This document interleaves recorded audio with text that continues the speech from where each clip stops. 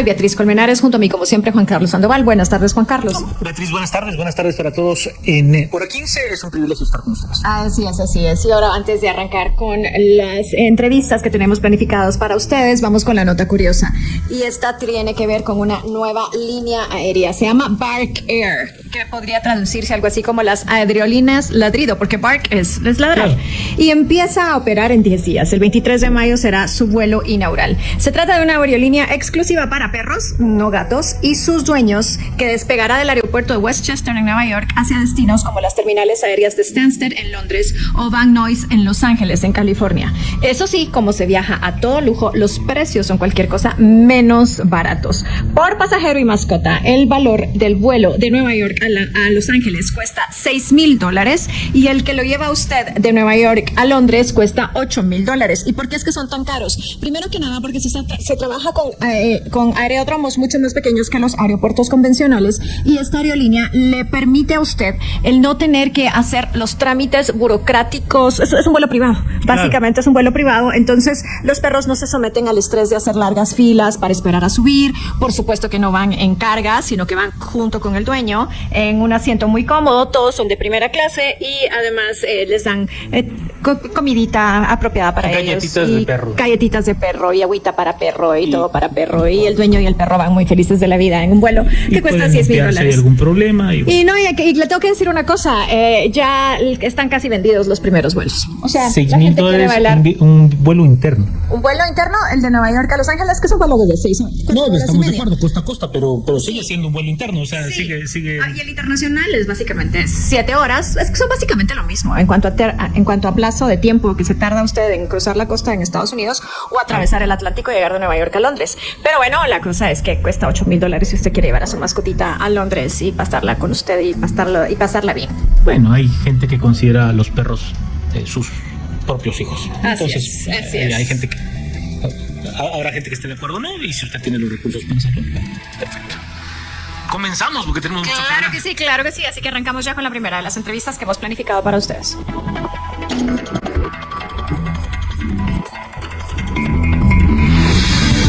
La entrevista.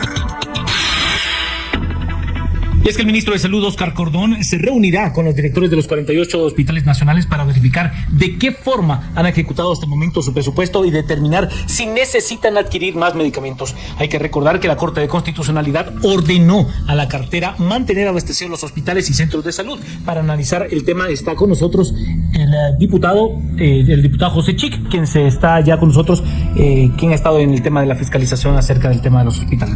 Así es, el diputado Chic es subjefe del bloque Voz y nos acompañará unos minutos iniciales durante esta entrevista. Después nos quedaremos conversando con dos profesionales de salud en torno a esta noticia y también en torno a las declaraciones que nos dio el diputado. Así que, diputado, primero que nada, buenas tardes. Gracias por estar con nosotros en Hora 15. Cuéntanos usted cómo analiza esta decisión adoptada por el ministro de Salud de reunirse con los 48 directores de los hospitales nacionales y qué espera de esta reunión. Bienvenido.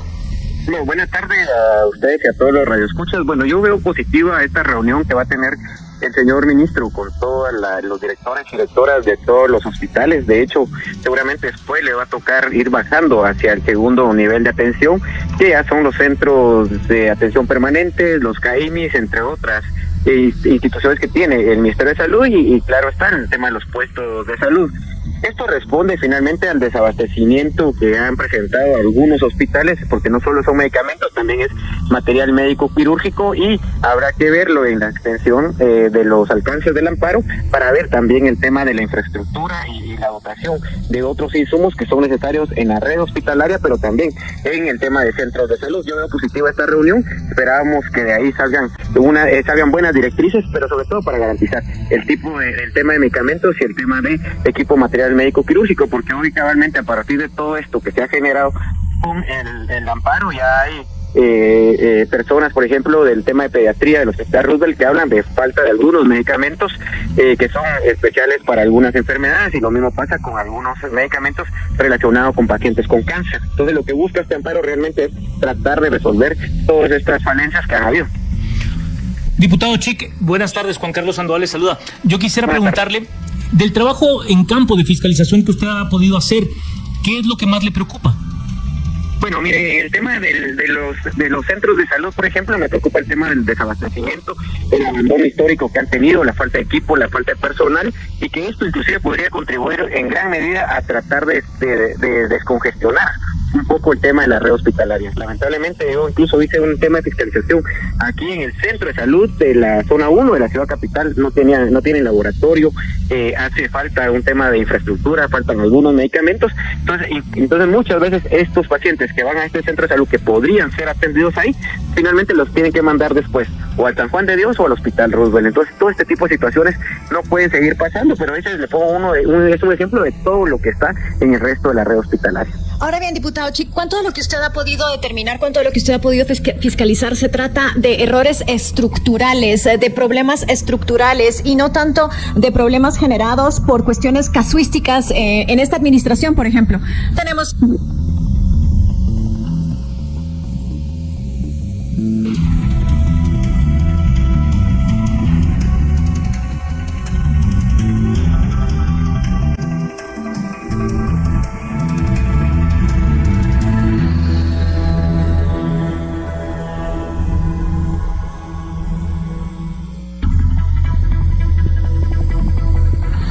Retomamos la conversación aquí en Hora 15. Estamos conversando con el diputado José Chic. Él es subjefe del bloque Voz. En algunos minutos estableceremos comunicación con dos profesionales de la salud para poder ahondar en esto que es noticia, y es esta reunión que ha previsto el ministro de Salud con los 48 directores de los hospitales nacionales. Diputado, le preguntaba cuando se interrumpió la señal si lo que usted ha visto es un error de estructura o es un error de esta administración, o es algo que ya va viniendo y que se viene arrastrando desde varias administraciones anteriores. ¿Cómo lo ve usted?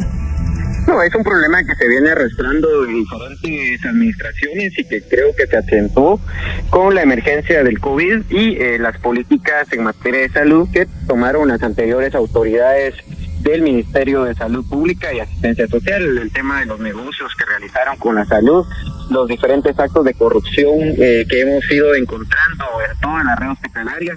Por ejemplo, hay 1.800 quetzales que suman la deuda de arrastre de toda la red hospitalaria del país, algo que no se había visto, pero que sin embargo está y que de alguna forma hay que cubrirlo porque finalmente terminan siendo deudas con proveedores, muchas de estas. ¿Por qué pusieron a 1.800 millones entendería, diputado, ¿no? Sí, así es, 1.800 en toda la red hospitalaria. Entonces, eso no hay presupuesto que alcance cuando se dan todos estos actos de corrupción que vinieron a finalmente dejar en esta crisis al sistema de salud pública. La pregunta es, en esa fiscalización, usted me dice 1.800 millones de quetzales, ¿hay forma de comprobar que esos 1.800 millones de quetzales efectivamente son una deuda legítima, diputado? Mire, realmente mucha de esa deuda hay que revisarla, porque algunos aspectos que vienen en el tema de la deuda son, por ejemplo, remozamientos como los que están en el Roosevelt. Muchos de ellos o no lo realizaron o lo realizaron mal o fueron para saquear al hospital. El tema de las compras directas en muchos de los hospitales nacionales fue para el saqueo de la red hospitalaria, fue puros actos de corrupción. Entonces, incluso la deuda hay que hacer una revisión de eso para ver cuál es legítima y cuáles deben de entrar en un marco de investigación. Sí, cuando nos habla de deuda que debe ser investigada, esta podría considerarse incluso dolosa, ¿no? Así es, muchos de esos, de hecho algunos ya los hemos estado denunciando, porque como recuerde que los hospitales finalmente se convierten en unidades ejecutoras que manejan un presupuesto anual, y que eso es lo que hay que ir, por eso hay que ir investigando cada uno de los casos que pasó en cada uno de los hospitales, y porque los puestos y centros de salud finalmente están en estas DRIS, que son las que ven varios puestos, varios centros de salud. Entonces, pero sí, el problema es un tema estructural que ha sido heredado a esta administración y que seguramente van a encontrar una serie de problemas producto de todos esos actos de corrupción que pasaron, sobre todo en el gobierno anterior.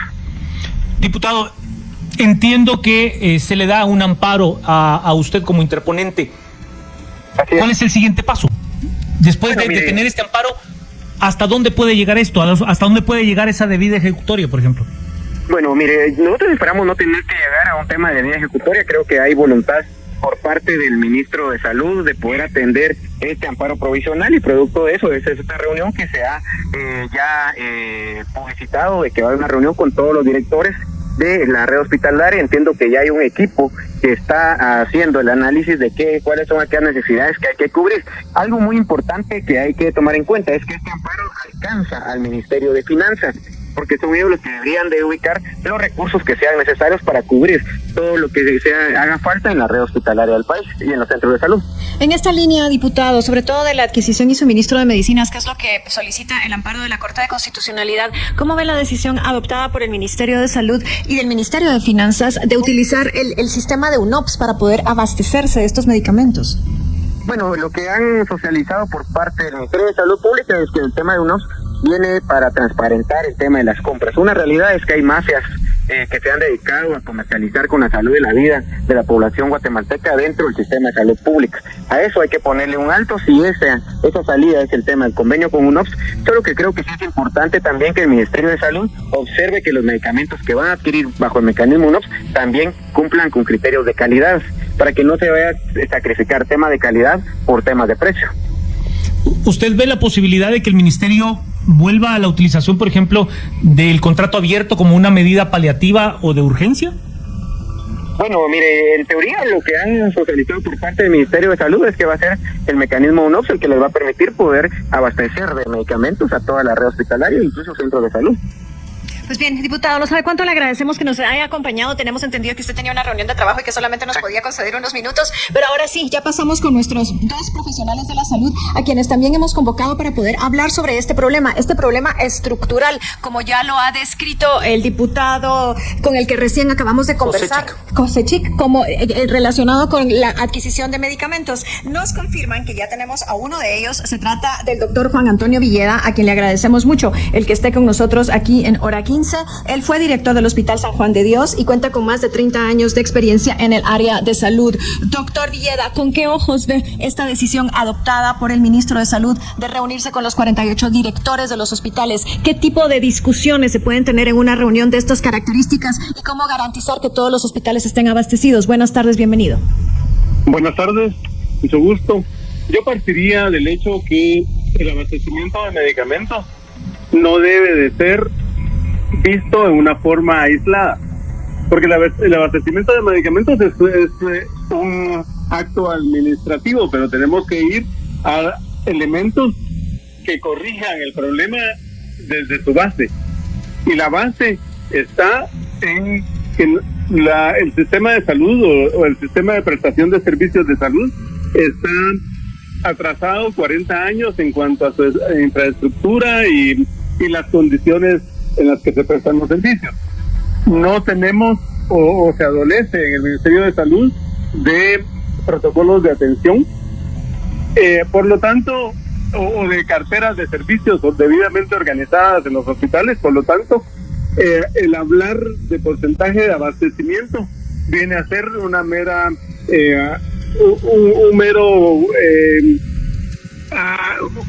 una mera referencia que no nos dice nada.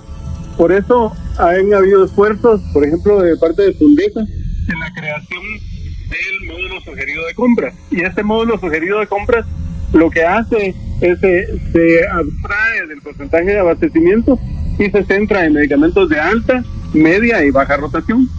Y sobre todo el transparentar los procesos, porque hay hospitales que tienen medicamentos de baja rotación y que los tienen en cantidades altas en las bodegas, mientras que los medicamentos de alta rotación o carecen de ellos o tienen poca cantidad, y ahí es donde radica el problema. Doctor, me da mucho gusto de saludarlo. Muy buenas tardes. Yo quisiera preguntarle, a entender suyo, luego de haber administrado un hospital tan grande, ¿cuál es el principal reto, doctor? ¿Por qué estas crisis son recurrentes? Yo recuerdo que aquella enorme crisis de abastecimiento que se tenía en el periodo de Otto Pérez Molina, y eso estamos hablando 2012-2013, y seguimos en 2024 y seguimos hablando de crisis en el abastecimiento de medicamentos en los hospitales públicos. ¿Qué no estamos haciendo bien, doctor? ¿Doctor Villeda? Pues puesto, y no tomando en cuenta los aspectos técnicos, lo que les decía anteriormente. Se le ocurre a un grupo de médicos que hay que formar una unidad especializada en X patología, la forman sin ningún proceso de regulación, sin una discusión interna, mucho menos el Ministerio de Salud está enterado de lo que está pasando. Y en el gobierno anterior hubo la oportunidad histórica de transformar el sistema, porque eso fue lo que nos dio la pandemia, esa oportunidad histórica de transformar el sistema, y no se hizo. Lejos de eso, se utilizaron recursos que estaban para el rubro de medicamentos, se utilizaron para el tema de alquiler de equipo. Entonces, utilizar muy discrecionalmente el presupuesto y ampararse en que las unidades ejecutoras del ministerio están descentralizadas y desconcentradas, creo que eso es lo que le ha hecho daño al sistema. Nos acompaña también por la vía telefónica el doctor Juan Luis Elías Cárcamo. Él es especialista en medicina interna y también catedrático en la Universidad Mariano Gálvez. A él, por supuesto, le agradecemos mucho el que nos acompañe aquí en este espacio de Hora 15. El doctor Villeda nos habla, doctor Elías, de la necesidad de transformar el sistema. Si a usted le pidieran un consejo de por dónde empezar, ¿qué diría? Buenas tardes y bienvenido. Muy buenas tardes. Bien, habiendo uno trabajado en hospitales públicos, viendo la necesidad, todas estas crisis y necesidades, yo me remonto, al menos en mi experiencia, al año de 1984-85, como cuando estudiante llegué, y eran notorias las carencias que habían desde ese tiempo hasta la fecha. O sea, esto siempre se ha dicho, y así es algo histórico en nuestro país, desafortunadamente, donde hay muchos actores que se han visto involucrados en esto, y que desafortunadamente no solo el gobierno saliente, sino todos los gobiernos han hecho ganancia y han hecho ganancia con el dolor, la enfermedad y la muerte de los pacientes en los hospitales. Esto es algo que ha indignado al gremio médico desde siempre. Siempre se ha trabajado con múltiples carencias. Se ha visto morir gente por no tener lo necesario. Y sabiendo que la corrupción dentro de los hospitales, a todo nivel, hasta las áreas de enfermería y todo, no hace mucho un escándalo de que llegaron a tomar presos algunos que estaban sacando medicamentos carísimos, pero eso no es de ahorita. Ya en los finales de los 90, por experiencia, había visto un equipo adentro de los hospitales donde aún en los contenedores de basura robaban grandes cantidades de medicamentos. O sea, el problema no es solamente de abastecimiento, no solamente de presupuesto. El problema es que dentro de los mismos hospitales se roban recursos, pero son millonarios los recursos que se roban. Aparte de las compras anómalas que se pueden hacer, este es el problema. Se necesita una reestructura, sí. Pero nosotros tenemos que ver que cuando se pensó el Ministerio de Salud estaba bien estructurado los centros de salud, los tipo A, los tipo B, cómo esto podía llegar a diluir la población y llegar a hospitales de atención terciaria, ya solo los casos que se necesitan, pero todo esto se perdió. Y involucrado en medio de todo esto están los sindicatos que nunca han dejado de tener una cuota de poder y una cuota en lo cual los toman. Eso en realidad a los ojos de cualquier médico es indignante.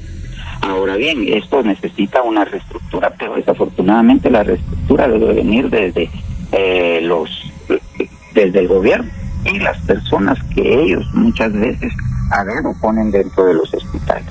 Esto es un gran negocio para un montón de gente que repercute en que se desborden los pacientes de los hospitales y estos terminan comprando seguros de segunda o tercera mano que no les ofrecen nada. Este es un negocio que alimenta a muchos bolsillos de gente a veces muy poderosa. Entonces, lo que se necesita es una depuración, cosa que a mi criterio personal no se va a poder hacer desde que no se elimine la corrupción dentro del gobierno, dentro de los hospitales, dentro de las autoridades hospitalarias. Y vamos a...